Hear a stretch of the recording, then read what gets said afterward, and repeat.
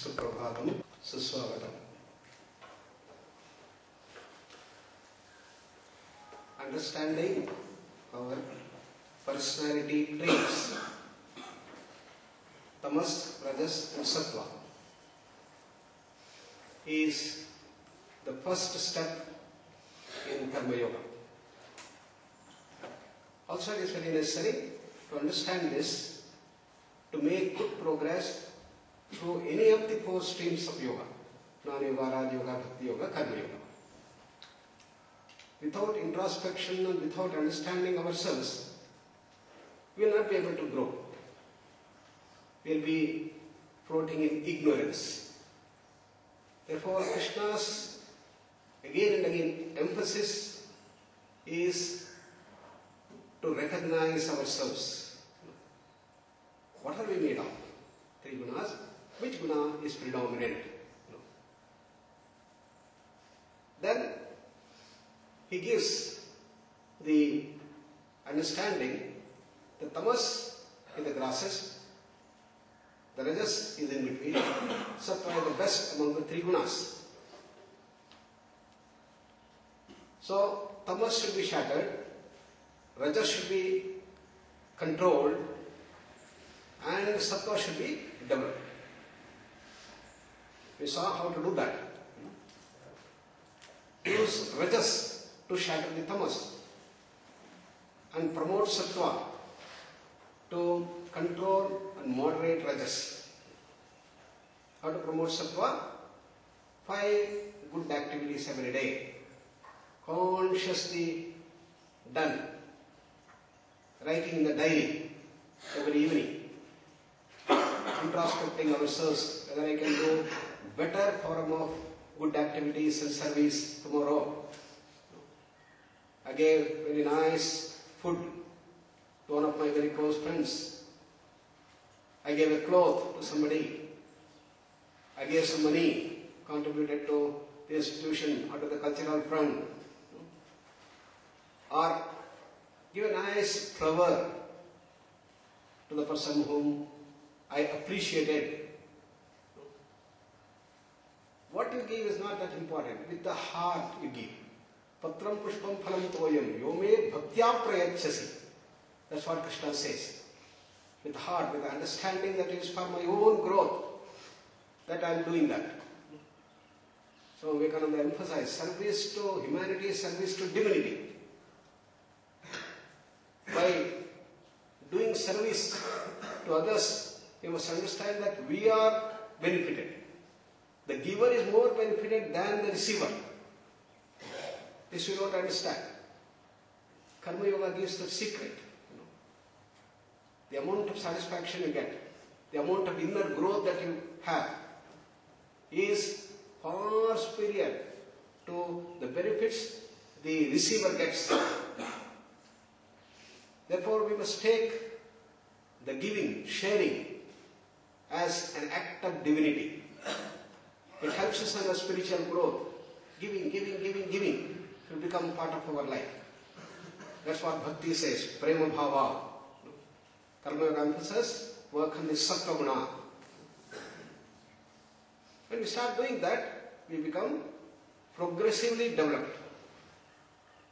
Our sharpness increases, understanding develops, and the mind starts asking very subtle questions. Why should I do this dana? Why should I control myself? Why should I have the imposition of performing the duty? Why all these 10 commandments? Why should I do that? Why should I do that? Why should I work for the organization? Why should I work for the nation? Why should I work for the society? What is the meaning of this life? Taking birth, growing, getting educated, getting a job, getting married, producing children, and getting old, suffering from old age problem, and one day die. Is it all to life? Or is there something deeper, greater? Meaning to the life? Oh, such searching questions, fundamental questions start coming up in the lives. That's the reason of conflicts. You may get conflict between one duty and another duty. Duty and ethical norms, which we are seeing. And why ethics? Why duty? What is the meaning of this life? these conflicts come? It is bound to come. Everyone's life it is bound to come. As you start questioning, as you start asking brilliant questions, these are bound to come. If they have not come, yes, we are still in the region of the gunas. Once such questions start coming up in your life, then it is a wonderful opportunity for us. We must understand that these conflicts are booms in our life to grow higher. God provides such opportunity to all of us to see that we go beyond the gunas, to go to what is called gunatita sthiti. Why should we transcend the gunas? Krishna says all the three gunas are born traits. They are still the bondages. It may be an iron bangle or a silver bangle or a golden bangle. They are just bangles to bind us. Therefore, we have to transcend, overcome this bondage. That means transcending the gunas and going to the gunatita sthiti. So, conflicts are meant to take us to the higher level, from the level of first phase, gunas, to the higher stage, the higher dimensions of karma yoga. That is the thing that we are seeing there. Karma yoga offers fundamental solutions to resolve such very intricate conflicts in our life. पहले स्तर पर हम अपने आप को समझना पड़ेगा. जब तक अपने आप को आप पहचानेंगे, किस गुणों से हम बनाया है इसको समझेंगे नहीं, तब तक आप प्रगति के स्तर पर नहीं जा सकते, क्योंकि हम पूरा से पूरा अंधेरा में रहते हैं. इसलिए कृष्ण भगवान बोलता है, पहला स्तर क्या है? अपने आप को समझना. अपने अंदर कितना तमस है, कितना रजस है, कितना सत्व है, इसको हमको पहचानना पड़ेगा पहले. उसके बाद क्या करना? अपने तमस को हटाना, रजस को नियंत्रण में लाना, सत्व को हम ज्यादा बढ़ाना. यही कर्मयोग का पहला स्तर. उसके बाद क्या होता है कि आपका बुद्धि बहुत ही तेज बन जाता है. आपका डेवलप जैसा जैसा प्रगति जैसा बढ़ेगा, तब सोचने का ढंग और विमर्शात्मक बुद्धि और सबको एनालिसिस करने का बुद्धि और सबको प्रश्न पूछने का तरीका शुरू हो जाता है. ये क्यों, ये क्यों, ये क्यों करना, ये क्यों करना, ये क्यों करना. ये बहुत जरूरी है. जब तक ये प्रश्न पूछना नहीं होगा, तब तक ऊंचाई स्तर पर नहीं जा सकते. तो जब प्रश्न पूछना शुरू किया, तब अलग अलग द्वंद्व उधर पैदा हो जाता है. तो क्या हुआ अर्जुन को? तो कर्तव्य ज्यादा अच्छा है या एथिक्स, मोरालिटी, ये त्याग भाव, प्रेम भाव, ये ज्यादा अच्छा है? उसको लगता है प्रेम भाव दिखाना मानवीय गुण का सर्वश्रेष्ठ गुण है और कर्तव्य बहुत ही यांत्रिक है. इसलिए मैं युद्ध नहीं करना, अपने गुरु लोगों को मारना नहीं, और ये सब छोड़ के, ये राज्य का मोह छोड़ के मैं हिमालय में चले जाना, बहुत खराब कर रहा हूं, बहुत पाप कार्य कर रहा हूं, ऐसा उसका लगना शुरू हुआ. द्वंद्व आ गया. क्या करना क्या नहीं करना, इसको द्वंद्व में फंस गया. श्री राम भगवान था, परंतु उसको भी 16 वर्ष के साल में आयु में ऐसा एक प्रश्न उठा अंदर से, जीवन का क्या मतलब है. हाँ, मेरा एजुकेशन हो गया, अभी कुछ दिनों में मैं युवराजा बन रहा हूँ, राजा बन जाऊंगा और शादी होगा, बच्चों का पैदा करूंगा और राज्य को संभालूंगा, एक दिन मर जाऊंगा. नहीं है क्या जीवन में और कुछ है? ऐसा बृहत मूलभूत प्रश्न राम के अंदर उद्भव हो गया. इसका उत्तर किधर भी नहीं मिलेगा हमको, किसी ग्रंथ में विश्व में इसका उत्तर नहीं मिलेगा. सिर्फ उपनिषद में, भगवद गीता में इसका उत्तर मिलेगा हमको. उद्भव हुआ भगवद गीता अर्जुन के एक द्वंद्व को ठीक करने के लिए. उद्भव हुआ योग वासिष्ठ महाग्रंथ वशिष्ठ महामुनि का श्री राम का प्रश्न का उत्तर के लिए.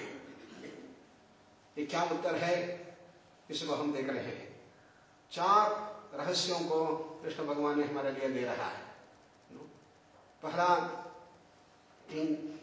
पहला रहस्य हम कल देखा है. क्या है कि कर्म और विकर्म को देखना पड़ेगा, परंतु उसके अंदर जो है अकर्म, उसको भी देखना पड़ेगा, बता रहा है।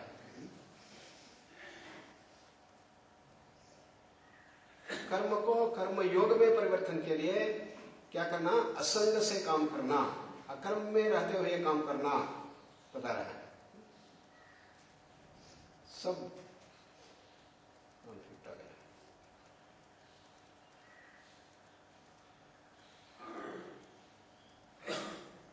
कर्म क्या है, अच्छा काम क्या है, बुरा काम क्या है, सब लोग जानते हैं। ये सब कर्म के स्तर पर ही आएगा, परंतु उसका मूल आधार क्या है जिससे ये कर्म उद्भव होता है, ये अकर्म को भी हमको समझना पड़ेगा। Normally we all know what is good and what is bad. Tamas rajas are bad and sattva is good. That's a common ethical thing which everybody knows. Nothing special about it. This all comes in the region of karma or action or the manifest form of our personality traits. Nothing special about it.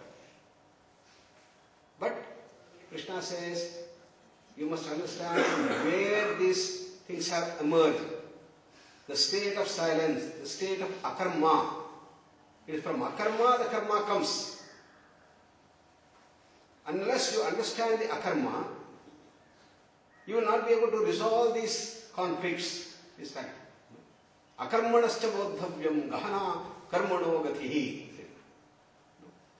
That's the beauty that he is telling. Akarma gives you rest, refreshing, recharging of our batteries, and akarma brings wonderful harmonization of the body-mind complex. And if you neglect it, if you get lost in the work and work and work alone, you'll be burnt up. Kriyate bahulayasam.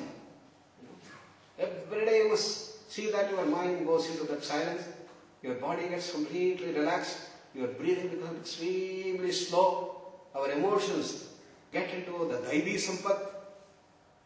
These are the dimensions which help us to go towards akarma. So Krishna emphasizes your first and the foremost thing is to understand the totality of life, not merely one portion of your life. One portion of our life is only karma, karma, karma. Good action, bad action, special action, all types of action. There is something which is the underlying dimension. You see an iceberg in an ocean. What you see on the top is only 1/10 of the iceberg. Inside there is 9/10 of the iceberg. Similarly, 9/10 is in akarma. What you see karma is only 1/10. Therefore, recognize your basic akarma with which we all are made. From where the karma emerges, he says. Having recognized what is to be done, what is the second secret he says? He says, attune to this yogastha sthiti, attune to that akarma, attune to that inner blissful awareness, do all activities. You should be anchored in akarma and do any activities. Then karma will not be burning. So how to do that? How to anchor yourself in akarma? Krishna gives a secret. Understand your mind. In mind, there is the superficial or the gross layer, and there is also the subtler layer inside. We all have experience of that. We are sitting here and then we are trying to hear and understand what is this karma yoga, what are the secrets. But some problems in the family, probably your father or mother or somebody is in the hospital, and there was some big accident with your friend and he is now in the hospital. So all that you start remembering in the deepest layers of the mind, inside something is bugging you, worrying you, you are anxious, you are wanting to know what is happening, what is happening. Or it may be that you have not seen the cricket match yesterday.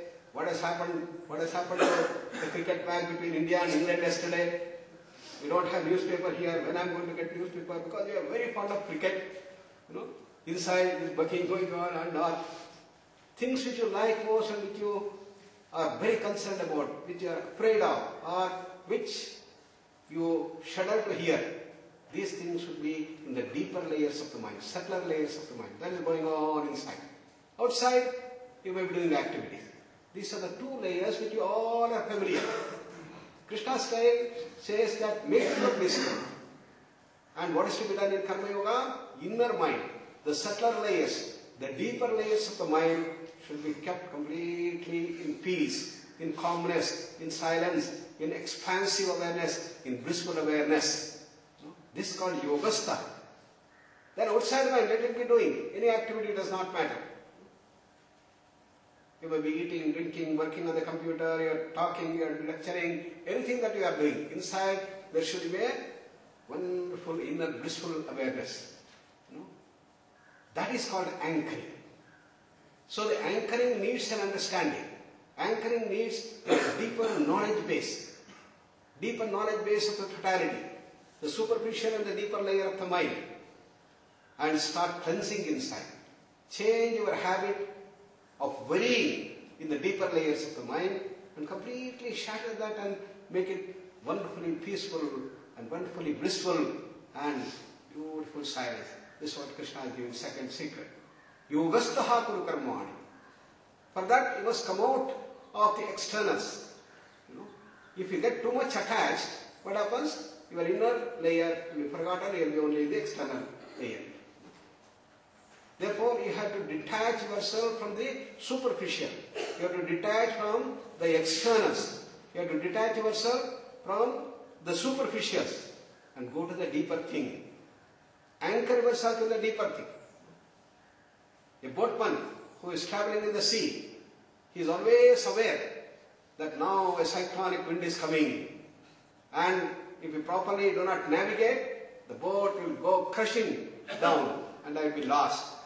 Instead of that, what he does, an intelligent navigator, a driver, he very carefully changes his hood in the direction of the wind so that the wind will come and push the boat to the destination where you want. So you must continuously change the positioning and the direction of your hood.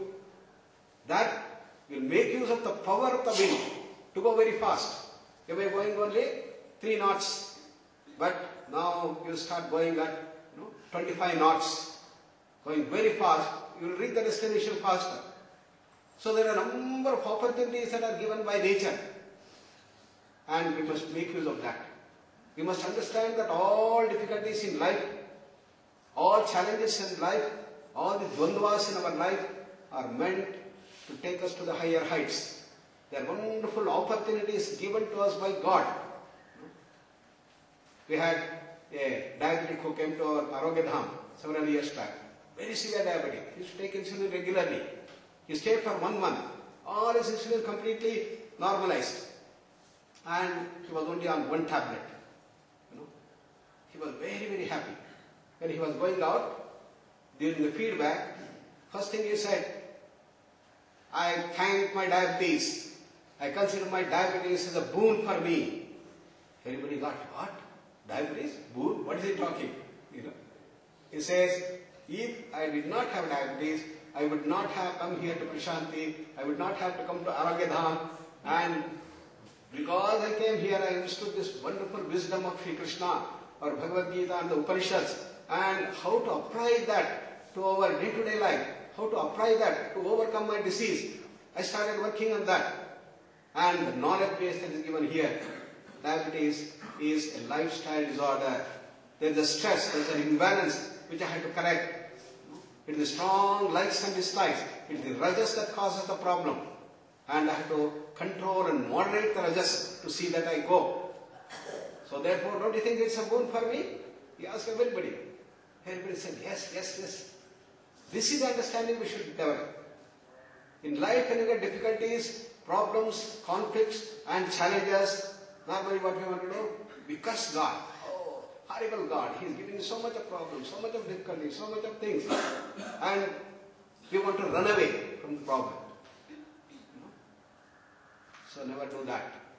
Understand that every difficulty, every problem, every challenge in life, every conflict that arises is a great opportunity. If you learn this, then you will become a great person. If you study the life of any great person, you will know how he has been able to convert problems into opportunities. So that is the secret that Krishna is giving. Therefore, this is an opportunity that conflicts are an opportunity. the challenges and the difficulties and the diseases and opportunities given to us, to understand the totality of life and learn how to anchor yourself in that deeper layers of the mind. Krishna is telling, yogastaha kuru karmani sangam tyaktva dhananjaya. If you do that, siddhi siddhyoho samaha bhutva samatvam yoga uchyate. You maintain that equanimity, objectivity, and you must have a very sharp mind. Buddhi yuktaha ubhe sukrata dushkate jahati yoga karma sukhaushanam. It is this secret that Krishna is giving. Yogastaha kuru karmani. How to bring it to day-to-day activities. In all activities, maintain relaxation. Your muscles should be relaxed. Your face should be smiling. And your breath should become slower and slower. Your mind should be calm. Inner layer of the mind, calmness, peace, blissful awareness. Do any activity. What activity you do is not that very important. All good activities. Walking, drinking, eating, doing anything. In every activity you must bring in this dimension of relaxation. And some difficult activities, when you have to meet a target, you have to run and run. That's a big challenge. To maintain the inner equipoise, inner silence, inner blissful awareness, and meet your target going fast.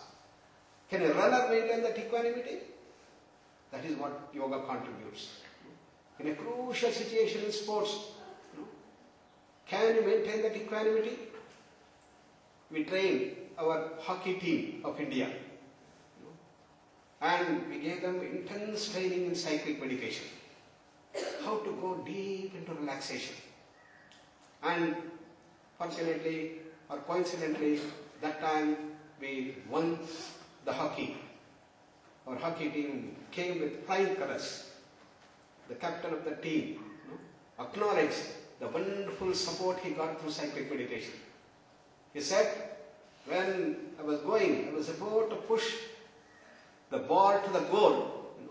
At that time, I was in great tension. Because whether it's going to go or not, how I have to do, how all people are rushing in and trying not to reach the goal. Then what helped me? I just understood, relax, calm down the mind. Took a deep breath and slowly breathed out. And I was able to push the ball to the goal. That brought the winning shot. It is the cyclic meditation. It is the relaxation. It is the akarma. It is the deep, blissful awareness. It is the yogastha sthiti that brings the result for you. Therefore, even when you are in the most tense position, when you are running, reaching a target, you should be able to use that one. That can happen only with regular practice. Go on doing that. How a dancing girl putting the pot on the head, how much of training she takes so that she is bending in all directions and dancing to the tune of music. How much training she gets to see that the pot doesn't fall. This is the training that is needed. And that is the secret that Krishna is giving us. And inside, therefore, there is an inner silence, outside activity. Pashyan, Shunvan, Sprishan, Digham, Gachan, Sopan, Shwasan, Pralapan, Visrujan, Grunhan, Unmishan, Nimishannapi. Walking, eating, drinking, excreting, urinating, even winking of the eyes. In all these activities, what should be done? Indriyani indriyartheshu vartanta iti dharayan. Yogastha hokar. Inside, you anchor yourself to that inner silence, inner blissful awareness, and do all activities. You will find amazing results. This is the secret that he is giving. So, the Kannada great poet Gundappa, he wrote Munkutimana Kagga. I consider that this book is the modern Upanishad. He brought all the essence of the Upanishads into this beautiful Munkutimana Kagga. And every verse is a grand sadhana. In that he says, create 2 layers of the mind.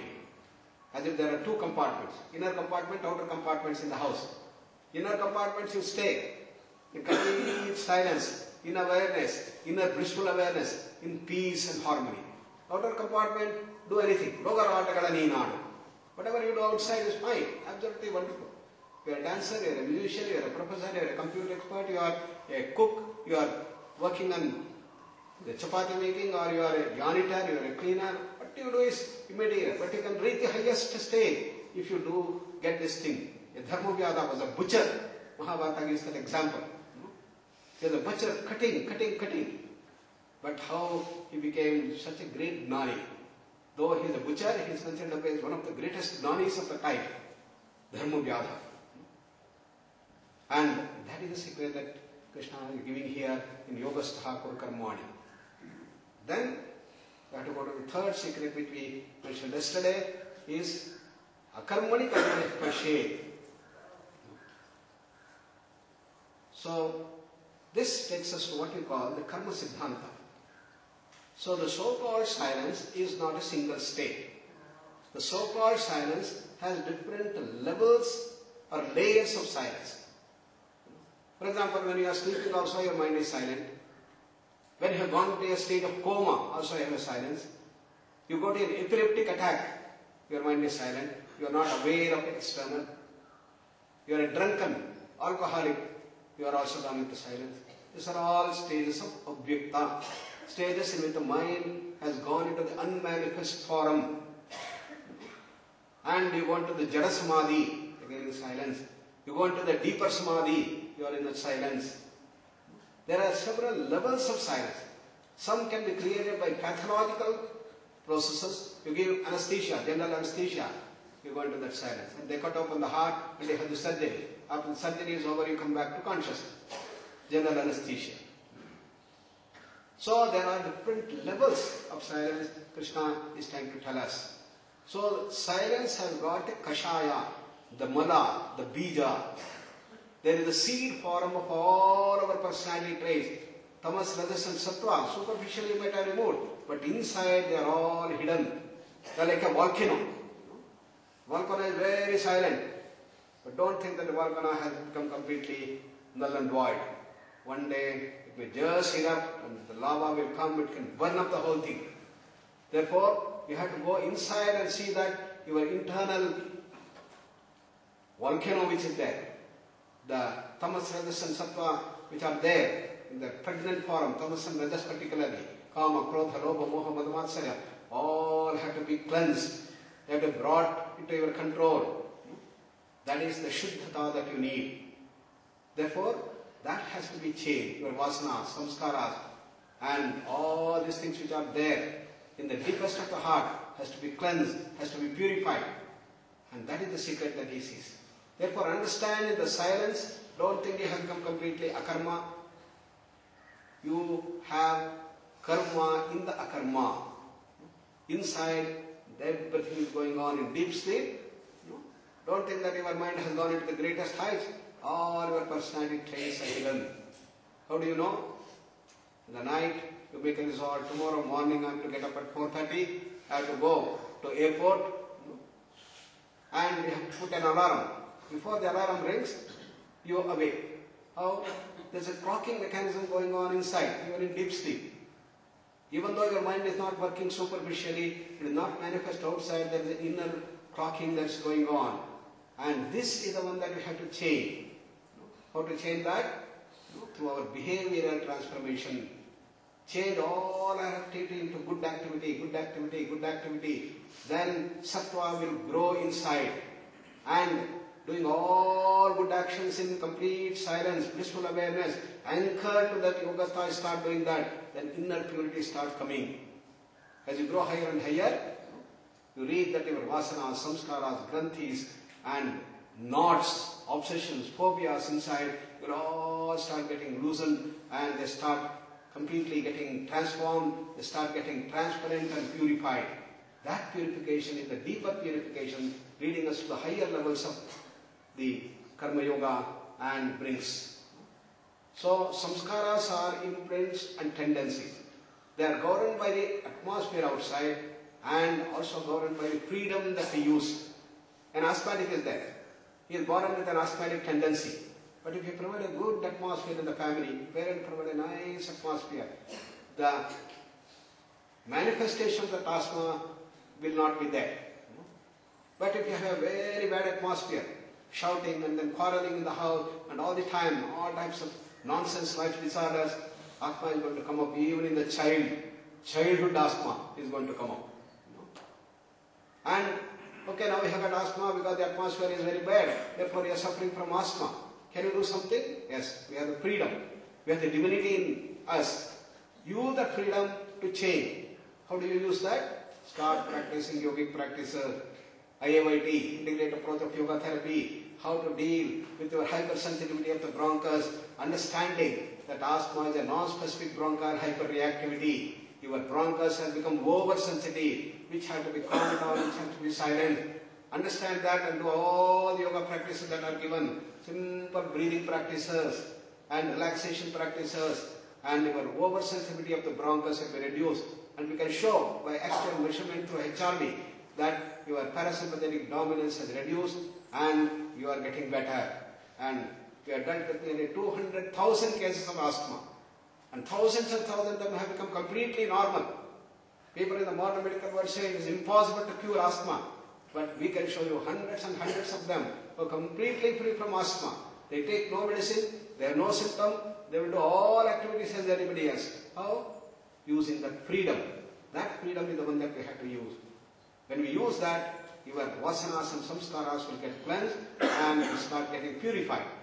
And that takes you to the next level of the secret that Krishna tells, the fourth secret that we will see tomorrow.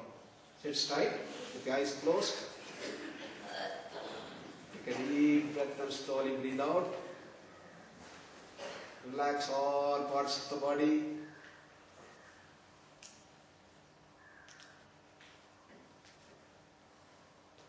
Beautiful smile in the face.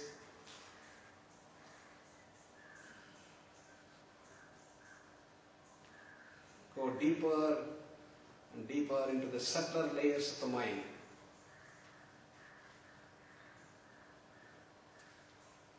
You dive down deep into the ocean of mind.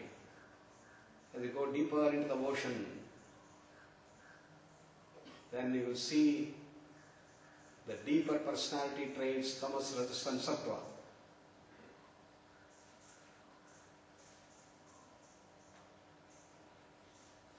Go still deeper and deeper. As you go to the bottom of the ocean, you get the diamond. That's our real home. Infinite knowledge, infinite freedom, infinite bliss. सागर के अंदर अंदर जाते जाते हम वज्र को ही पहुंच जाएंगे, परंतु बहुत गहराई स्तर पर है, भूतल पर है, उधर तक जाना पड़ेगा हमको। कैसा जाएंगे? मन को शांत कर देंगे, गहराई शांति, मौन स्थिति। How to go deeper and deeper? Silence your mind.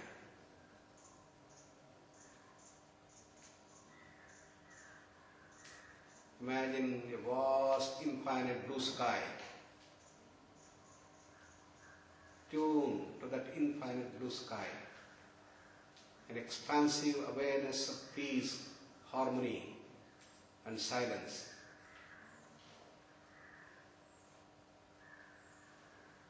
Anandamaya Kosha.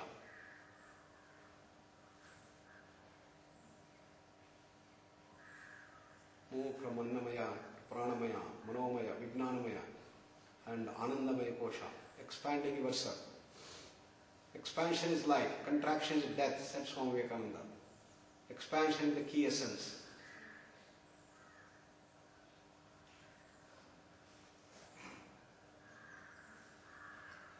Tuning the mind to that infinite, all-pervasive, beautiful blue sky or an ocean.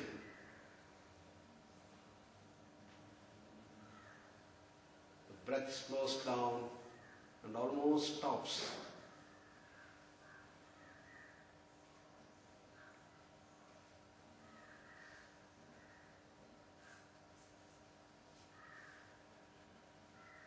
Silence is bliss. Peace is bliss. Bliss, happiness, you experience.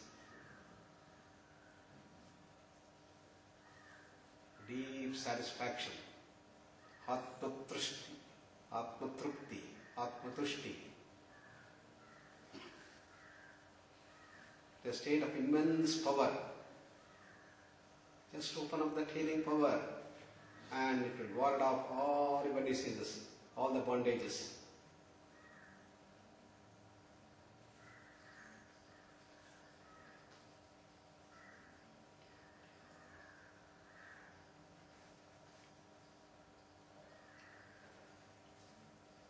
Let's anchor ourselves into that deep Anandamaya Kosha, full of bliss, and spread the fragrance of that blissful awareness throughout the day to everyone whom we meet with a smile, with that blissful awareness. Namaskaram Mudra. Om Sat Guru Sat Guru